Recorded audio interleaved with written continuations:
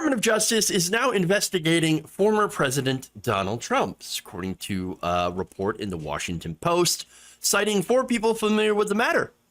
It appears that Merrick Garland is finally looking at Trump's efforts to overturn the 2020 election results. Prosecutors have been asking about conversations with Trump, his lawyers, and others in the inner circle, including Giuliani, who sought to substitute Trump allies for certified electors from states that Joe Biden had won. Again, this is the fake electors, part of the Green Bay sweep, where he's like, oh, let's just get these fake electors in there that are going to vote for me, that are going to let me take the electoral college. It doesn't matter the popular vote. Doesn't matter how many people are going to vote for me, even though I'm absolutely going to lie about it. All I want to do is win the electoral college so I can retain power, so that I can avoid being prosecuted, so that I can avoid people going after me. And so look, I think that's the general thought process. Yes, believe it or not, there is a thought process here. But that thought usually involves me when it comes to Trump. All right, so now, did Garland go into Walmart and buy a spine? This is one of the users, Jayhawker41 the Ball Dragon. Wait, we'll get to that. Now, prosecutors have also asked about meetings Trump led in December 2020 and January 2021, the pressure campaign on Pence, of course, which ended up leading to the crowd on January 6th to chant out, hang Mike Pence.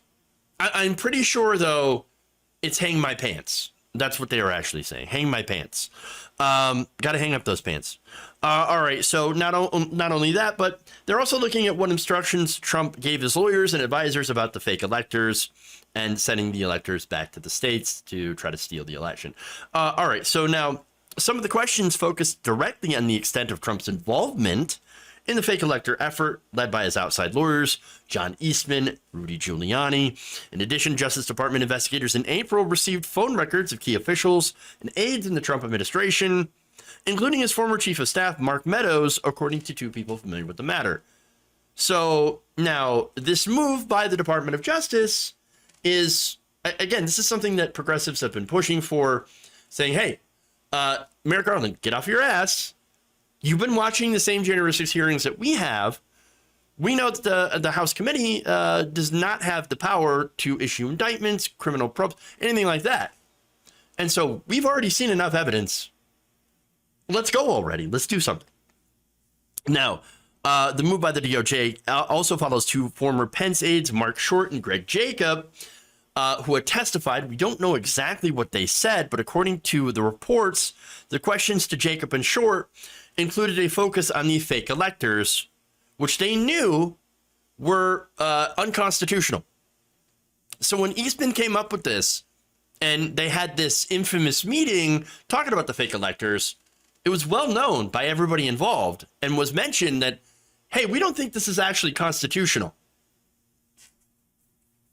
Now, that said, okay, important to note, this and the House Select Committee investigations, they are 2 different entities. They are 2 different things. The House Committee, as I mentioned before, has no ability to charge Trump with anything. Only the Department of Justice can actually do that. So the question here then is, now that the Department of Justice is doing a criminal probe related to Trump, does this mean criminal charges against Trump? Well, therein lies the rub. I'm a skeptical person. Not skeptical of the fact that Donald Trump had done something, criminal. Oh, no, I absolutely am convinced of his criminality. He tried to steal the election.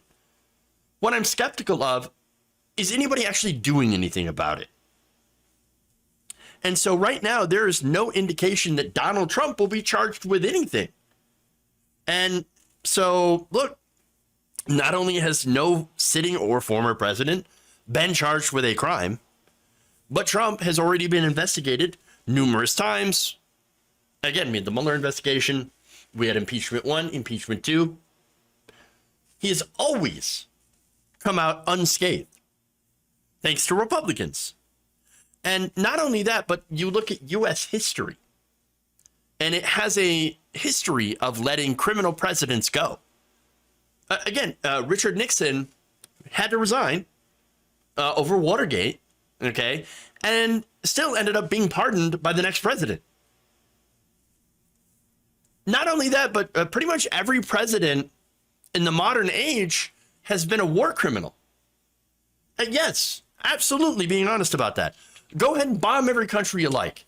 George W. Bush, launches 2 unfunded, unprovoked wars in Iraq and Afghanistan.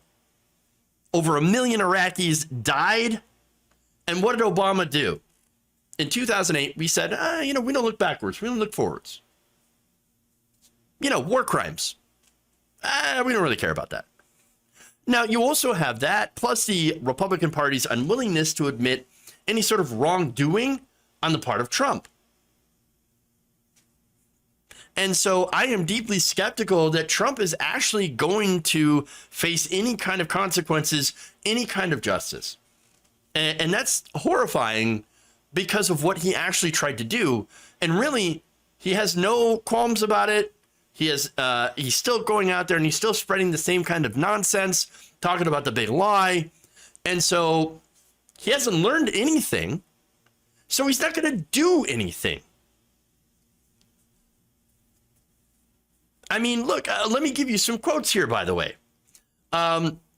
Look, on the right wing, Trump still has a lot of power. He still commands a lot of power. Yeah, sure, he's been losing some people to DeSantis, losing some voters, losing some politicians. But really, honestly, if he is the nominee for any reason, whatever reason, of course they're going to support him. Republicans do not regret acquitting Trump during the second impeachment trial. Let me give you the quotes from that. Asked if he regretted his vote to acquit Trump, Senator Jerry Moran basically just walked into an elevator, smiled while sipping coffee as the door closed. Yeah, that's not a clear answer there, but actually it is a clear answer. He's like, I don't have to say anything. Gone. More, Chuck Grassley, who was approached about the possibility of another Trump presidential run, said that Trump or anybody else is going to have to come to Iowa and compete for it. Basically saying, look, yeah, of course we'd let him run for president again.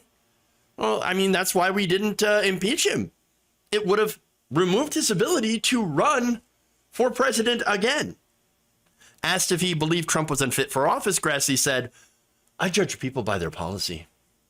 Oh, okay. Yeah, well, there you go. Senator Roy Blunt told reporters that the purpose of impeachment is to remove somebody from office, and then declined to comment when asked about Trump's actions during the riot.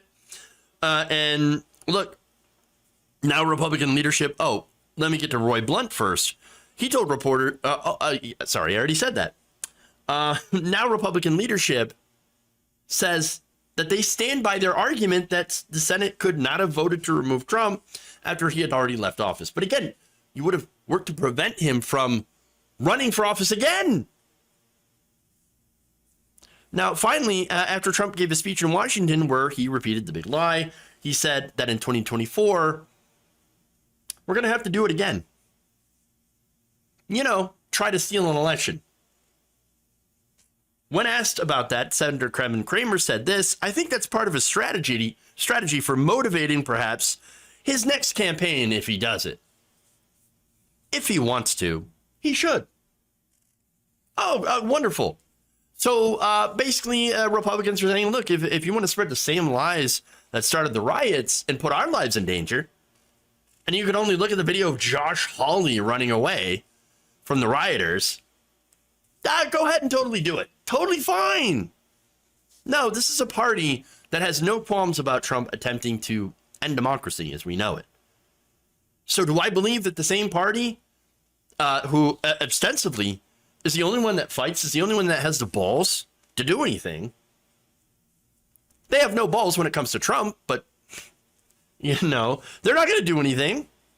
No, I don't think Trump's going to be getting any jail time. Because, again, you have Republicans that, yes, are servile to the so-called alpha male, right? Donald Trump, and now, of course, talking about Ron DeSantis, because he's basically Trump without the truths or tweets, and without the embarrassing whining. But if Trump, again, becomes a nominee, runs again, wins, then yes, Republicans, of course, are going to back him. And it scares people like Merrick Garland into not wanting to do anything. Oh, I don't want Fox News to get mad at me. I don't want Republicans to get mad at me. Oh, no. Oh, that's scary. Scary. Garland is incredibly weak as Attorney General. Look, you even had Obama's former Attorney General, Eric Holder. He came out there and said, Merrick Garland, what are you waiting for? Indict him already. We got him. So, no, I would be very surprised if Garland actually moves to indict, knowing even what we know now, and the hearings are not even over yet. So there's more evidence. Now, I hope I'm wrong about Garland and he comes out and is strong.